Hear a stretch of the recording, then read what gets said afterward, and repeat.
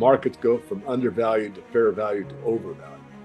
Right now in the gold market, we're a far cry from being fair valued, and silver the same. I mean, if you look at just a basic arithmetic problem and you took the base money supply in the ounces of gold and you did that division problem 25 years ago, we have 261 million ounces of gold, and I forget the base money supply, but it came out $2,500 the ounce 25 years ago. And we're just hitting that price now. If you do that same arithmetic in 2024, what you'll have is almost 25,000. So to make the base money a purely 100% gold-backed currency, gold would have to be priced nearly $25,000 again.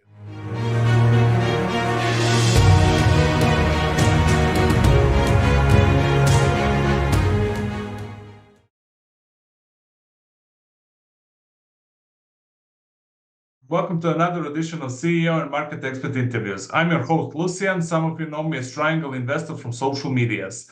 Today's guest is a known silver guru. He is the founder of the Morgan Report. Very familiar silver name. I'm very pleased to have Mr. David Morgan back to my show. Dave, it has been a while since our last chat. Warm welcome to you. Well, thank you so much. Thanks for having me back. Thanks, Dave. I want to start with your helicopter view of the silver sector. What are some key highlights of the current market, some key headwinds and tailwinds for silver? Well, one of the biggest things from a top view down is that the market seems to have woken up to the fact that we've run a silver deficit for the last 3 years, somewhere around the 200 million ounce range. And we also know that the mining sector has been flat for about a decade. So the amount of silver that's mined and recycled on an annual basis is about 1 billion ounces, round numbers, and it stayed there. So if you look at, 200 million ounces coming off on an annual basis, that's only 5 years supply on an annual basis. And that's, of course, not the true supply because there has been a buildup of stockpiles from about 2006 until the last 3 years, as I mentioned. Nonetheless, that's going to eat away, and the dynamics for silver are multiple. There is safe haven status like gold, which is inferior to gold. I mean, the establishment favors gold. They don't recognize silver as a monetary asset. People do. But the industrial side has gone from 35% of the market 25 years ago to 60% of the market and growing. And a lot of that, about half of that, solar photovoltaics. And that demand isn't going to go away anytime soon. So we have a huge industrial demand, and the swing is how many people want silver as a safe haven, and gold's making it toward, $3,000 the ounce. In fact, Bank of America, second largest bank, said that gold is going to go to 3,000 an ounce, and it's a superior investment to even U.S. Treasuries. So you have the second largest bank making a statement like that. I think we're really beginning to see a bigger move in gold. Gold's already made a nice move from the breakout at 2,000 to roughly 2,800 as we speak. Yeah. Dave, are we starting to see the end of systematic suppression in the silver market, or there are maybe more twists to come? Are the manipulation days over? In my view, not yet. I mean, I think they're going to go as hard and strong as they can until they can't go. And what does that mean? I mean, at law, they can cover by giving you a check or, fiat money to cover the contract. So I stand for delivery on 10 contracts, and the exchange says, no, you don't. Here's your check. And you can't sue them, can't do anything because you signed the contract. However, if there was a major cash settlement, let's say, instead of a delivery to some major entity, not some, large speculator, that would make it to the news. It'd leak out or they'd say it directly. So if, 3M or Dow Chemical or Mitsubishi or somebody didn't get their delivery, that would be a true default in the sense of non-delivery of the product, but not a legal default because they're covered by settling for cash. And that's kind of what I expect. It doesn't necessarily have to be the COMEX. It doesn't necessarily have to be the LBMA. It could be in the over-the-counter market where, some shipment from London to the Shanghai Gold Exchange or silver market in Shanghai, and they don't make the delivery and they delay it by 2 months or something. So that's what I see as a potential. Is it exactly one of those three scenarios? No, but you get my idea. So when that happens, the propaganda press, the propaganda financial press will basically, in my strong view, covered up. In other words, they're going to say there's nothing wrong with the silver market. The contract says to settle in cash. The people got their cash. Mitsubishi's fine. They are satisfied with their payment from the COMEX. Don't worry. And of course, all the alternative financial media like Triangle Investor will be jumping up and down, and of course I will be leading the charge because it shows us what's really going on. Yeah, good point, Dave. Like you said, gold moved, silver moved as well. We finally broke this 32, 33 levels. Is this silver rally at the beginning, or do you see a breather or a sharp move up in the next to the next 40 levels or even maybe 50 level? All three things. Number one, we have broken out 32.50, 33 is pretty much what most analysts state as the breakout point. I agree with that. It has happened, so that's part. We should see that level pretty much be the support level. It might break it, but I doubt it. I think we're going to have support in that area or close to it. And then that means we're up for the next leg. And that goes from 33 to who knows where. I think it'll stall around 50. It might stall at 40. It might stall at 60. I think it'll work its way back through. And then we get past 50 on a sustained basis where 50 becomes the support level. And we just really don't know. Could it go to the 100 that I forecast back in 2003, 21 years ago, over 20 years ago? I said, we will see $100 silver. I think we will. So we're seeing all three. We're basically seeing more interest in a breakout. And the last one was consolidation. So before the next 33 level, we are going to see some consolidation, or at least that's what I predicted. We'll find out if I'm right or wrong. Kind of, in a way, got ahead of ourselves a little bit. I mean, not from the true price discovery price, but I mean, we've gone up pretty far, pretty fast. And when we do that, what we need to do is basically what they call in the trade back and fill or consolidate, get some of the weak hands out, maybe some big moves down and big moves up and some increased volatility. And that may go on for a few weeks or a month or two. I may be wrong. I mean, we have a very strong market, and in a very strong market, consolidation could be, buy the dip and you have about a week to do it. And you got one day during the week to buy the dip kind of thing. So we could be there. Obviously, I'll say one more thing and give it back to you, but everything about where gold should be right now is not, in quotation marks, where you would think based on history. Whenever you see a strong stock market, that's the most converse relationship, non-correlated relationship to gold. So if you see an all-time high in the stock market, you would see gold being suppressed or managed, or, well, gold's making new highs at the same time the stock market is. Check mark for gold being an extremely bullish market. You don't hear much about gold usually until the end in the mainstream financial press. You don't see it. You'll see the gold price, and they'll mention gold was up or down. And that's about all they'll ever say. When you have a second major bank like Bank of America saying it's a more important asset than Treasury bills that I mentioned earlier, I mean, that's check mark number two. Strong market when it shouldn't be. A major financial institution giving kudos to the gold market well before the top of the market. And number three, I think, is Triangle Investor and those like it that have had the guts and the fortitude to go against the grain and tell the truth to the public. It's a true public service, really, to be of service to others, especially when it comes to their money. I don't think there's a much higher purpose, but I'm biased. That's what I've devoted my life to. But regardless, it's really important. And so you've got another check mark there where the alt press is kind of leading the mainstream press. Most people now, even the financial sophisticated investors, are looking to alternative media for some of their financial input rather than just the talking heads on the major channels. Yeah, right. Uh, are the precious metals pricing correctly the current economic, geopolitical, and safety situation in the world? Yes and no. They're pricing it from the aspect of how fast they're moving, but they're not near at a par, a fair value. Markets go from undervalued to fair value to overvalued. Right now in the gold market, we're a far cry from being fair valued, and silver the same. I mean, if you look at just a basic arithmetic problem and you took the base money supply in the ounces of gold and you did that division problem 25 years ago, we have 261 million ounces of gold, and I forget the base money supply, but it came out $2,500 the ounce 25 years ago. And we're just hitting that price now. If you do that same arithmetic in 2024, what you'll have is almost 25,000.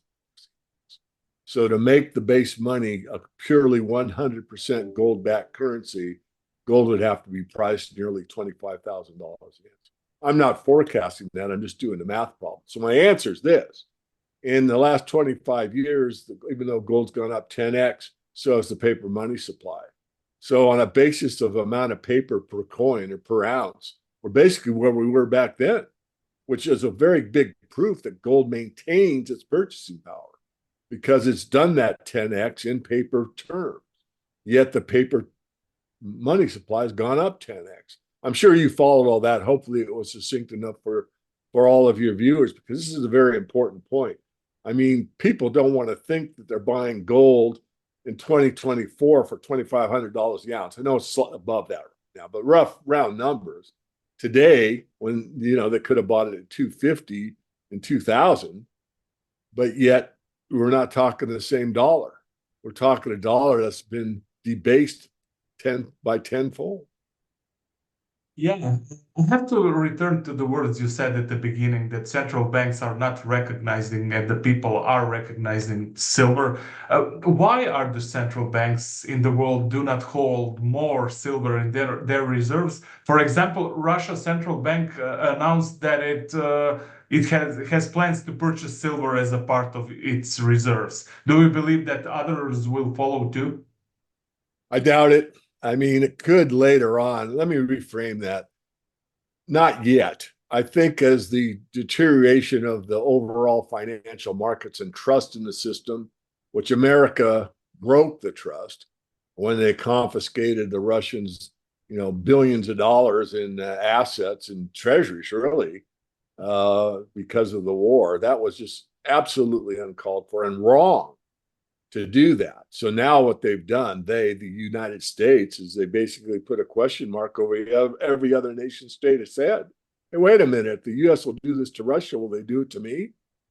So that's one of the reasons to go more into gold. And now I've lost my train of the question. Could you give it back to me if necessary? Yeah, actually, do you believe that other countries will Oh, follow the on purchase silver. of, yeah, yeah. Yeah. Yeah, they will, because what will happen as these resources become more mispriced or not appreciated enough, you may say Mexico hold back some of their silver supply for their own treasury, perhaps, or maybe tokenize it in this world of tokenization and central or cryptocurrencies. And then, of course, the push to CBDC. So I think it could come back as a strategic holding for war efforts or that type thing. I don't think any nation state or bank will call it a monetary asset. They basically, the powers that be have done a great job of teaching everyone that silver is just something that's a industrial commodity, not a money. And of course, actually by monetary history, I mean, back in the 50-year anniversary of the New York gold gathering is in New Orleans. About not 50 years ago, but very much at the beginning, Milton Friedman spoke, and he says the monetary metal of history is silver, not gold. And I mean, he's a Nobel laureate. He ought to know monetary history at least as well or better than I do. And the truth is that silver really has been the money for mankind for most of the recorded history, when we were using gold and silver as money. But it's been demonetized. So, yes, there will be some, but not as much. No, it'll never match the clout that gold has, in my view, at least not official. It could monetarily because it's a small market where enough people caught on and said, I want it or I need it. And we might get that push in a natural corner, meaning that people that can't afford gold buy silver for wealth protection. And then industry has to buy it at any price or they're out of business. So if you get in this dual demand that starts feeding on each other, well, I need to warehouse it. Well, it's gone up this much. I better warehouse more. I don't want to pay any more for it. I'm going to warehouse, not one next quarter. I'm going to warehouse a year and a half. What's our budget? Oh, look at that. We got a lot of cash. Well, it's better to buy silver than put it in the bank. Let's buy some silver and warehouse it. I mean, those kind of thoughts will probably take place in the future. Russia is also currently in discussions with other BRICS nations to establish a new international precious metals exchange. What is your take on that? How could that evolve in the future, and what impact would would be on the silver price? Well, first of all, I'm going to back up a little bit because you hear a lot about the BRICS currency, and someone showed Putin holding up a mock-up and all this. That's far, far away, if at all. But it's a much easier thing to do to establish a commodity trading facility.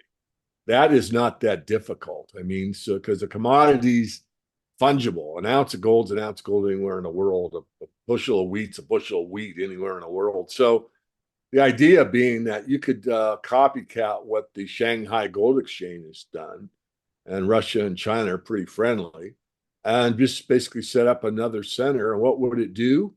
It would establish another market that would develop over time into something, I would say, substantial, that would be competing with the London Fix and the COMEX shenanigans.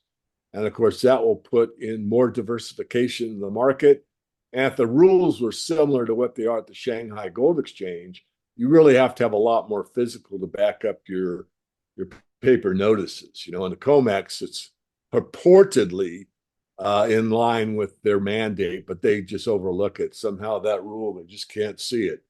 And so they allow the bankers, mostly the hedgers, to go all out on the amount of paper, silver and gold, but primarily silver, that they can produce to keep the demand for a contract within bounds. And of course, the contract price, the derivative price, actually still sets the metal's price.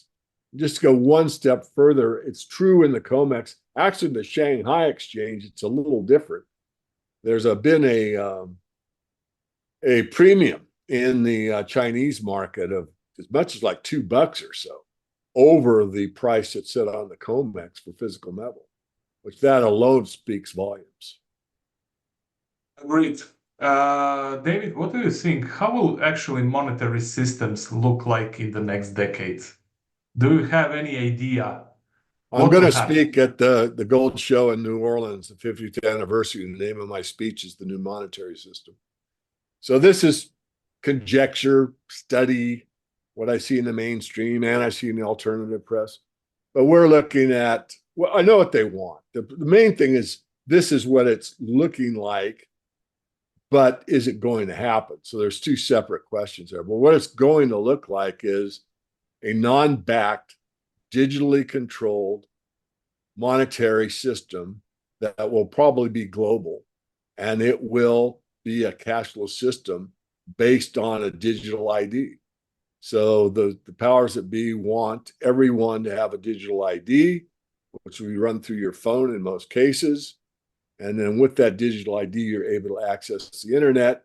Without it, you cannot.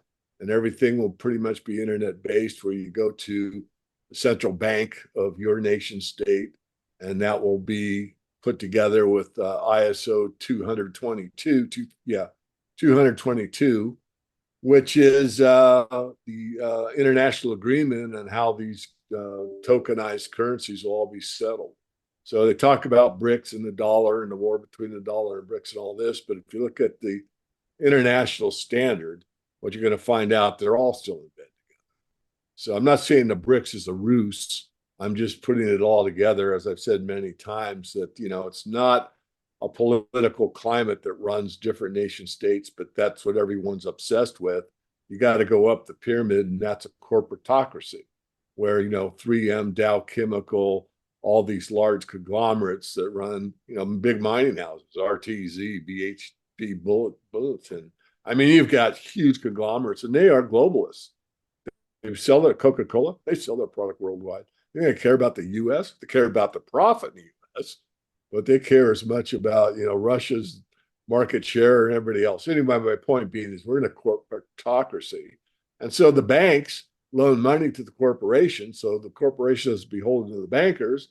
And the bankers don't care what political persuasion you are. They don't care, the Chinese form of government or the Russian form of government or the U.S. form of government or Afghanistan's for that matter. All they care about is you paid the money. As Rothschild purportedly said, let me produce the currency, and I care not who makes the laws. They don't care if you're communist, fascist, free market capitalism, anarcho-capitalism, or have your own wood nickels. As long as they're in the banking system, you're subject to them. So go ahead and play your games. And it's a great distraction. It's wonderful to get somebody thinking that, Team Red's going to beat Team Green or Team Yellow's going to take over Team Orange. And, and I get it because people fall in these ideologies of, more sound money oriented, let's say, or something that's really a valuable thing to be concerned with, especially for yourself and everyone else, all your neighbors, all your citizenry, all the rest of the public. But yet the distraction is there as just like the magician's rabbit or the hat, nothing in it. And then, they magically make something happen, but it's all big illusion because, as I said, the powers at the top don't care, vote in a red. We don't care. We're still running the show. Put in a blue. We don't care. We're still running the show. People just can't see through that. I just had I got to go one more because I want to get a laugh for everybody. I hope. A friend of mine was saying, are you going to vote or whatever? I said, no, I'm not. She said, well, why not? I said, I don't want to encourage them. Unbelievable, yeah. We all quit voting, say, whoa, what's wrong? Because we think zero of you. I don't even take my time to go to the ballot box. Yeah, Dave. Everybody's saying crisis is coming, meltdown, corrections, I don't know what. And everybody says pretty much the same. Hard assets to own, gold, silver. Okay, but what else? Besides gold, silver, what hard assets should one investor or an average man on the street hold to protect himself? Yeah, there's a lot there to unpack, but really, I think the main thing is, where's the crisis? I mean, right now, I don't know what the percentage is. I would say well over 10% in the United States, where the crisis is they can't afford groceries. They're putting groceries on credit. That's a crisis for them. Is it, oh my goodness, there's a crisis for me? Yeah, as I look out my window, it looks about the same. I'm still making ends meet and that kind of thing, but that's not everybody. So as that crisis builds, and we talked off interview for a brief time, the middle class in America is having a harder and harder and harder time because what used to be a pretty good, safe income hasn't changed in number, but it's changed in value. And now those kind of people we're not taking a vacation this year, cutting back at Christmas. Hey, we're going to be buying, pork instead of beef. I mean, these kind of things that are hit the average American. And it's not just America. I mean, it's worldwide. The point being is that money's value is depreciating more and more rapidly, and people are seeing it, not necessarily on the financial channels, although they allude to it, but they know it at the grocery store. So what should you buy? I'd say food first. I mean, if you got savings, I wouldn't put it all in the metals. If you have savings, I put some in the metals, definitely, even at these prices, because it's only going to go up in terms of paper. I'd say food. And if you have a skill that's a really needed skill, like an auto mechanic or seamstress or, somebody that works in an industry that's, welding, anything that's really a hardcore needed skill set in the trades usually, see if you can moonlight, or get ready to move. Make up a business card. I do auto repair on the weekends, or I, whatever. I do books. I mean, most people do their own now, but you get my idea. That would be so food and a skill set that you already have, or acquire one, or think of something. Some of these may go together. Something I can put on the web that doesn't cost me much to put up. That's unique, which isn't, but something that you may be able to make some extra, side income on. After that, I would favor silver over gold personally because the gold silver ratio still favors silver outperforming gold at these levels. But if you have some pretty good means, yeah, get some gold. I mean, I always advocate both. I mean, in the worst case, and you have to cut and run, like what happened in North Carolina, and a lot of those people obviously didn't get out, but you can put, 20,000, 30, 40,000 worth of fiat in your pocket and gold coins and jeans. Can't do that with silver. So if you got to cut and run, gold's what you're going to grab before you go out the door. Definitely. You mentioned the silver gold ratio. We didn't touch on that. Do you see a big change in silver gold ratio in the months to come?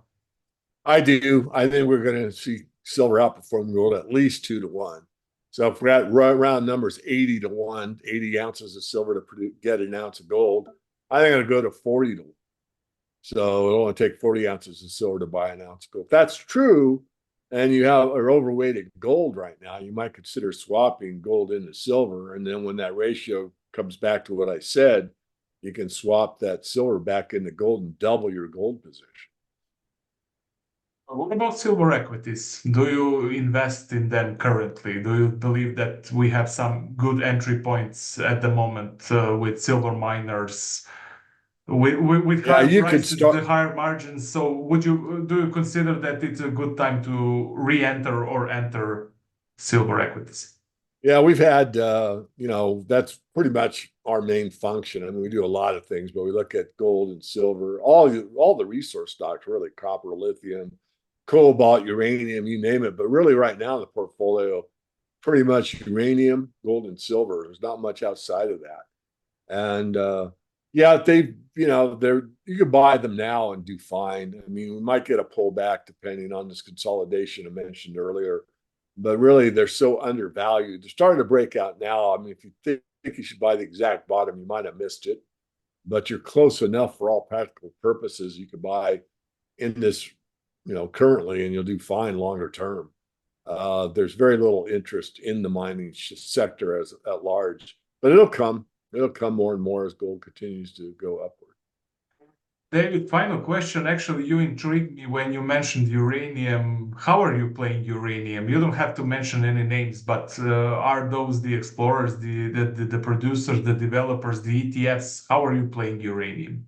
In the equity side, and 2 of them are producers, and I'm personal friends really with one of them, but people know that. And now they've done very well. One's got a very good producing situation that really keeps getting better. We had it underwater for a while, but I really believed in management. I knew what they had, and I think it's up about 400 or 500%. So we're doing pretty good on that. Excellent. David, thank you for coming to my show. It was a great chat as I expected, and looking forward to host you again. Well, thank you so much. Appreciate the time.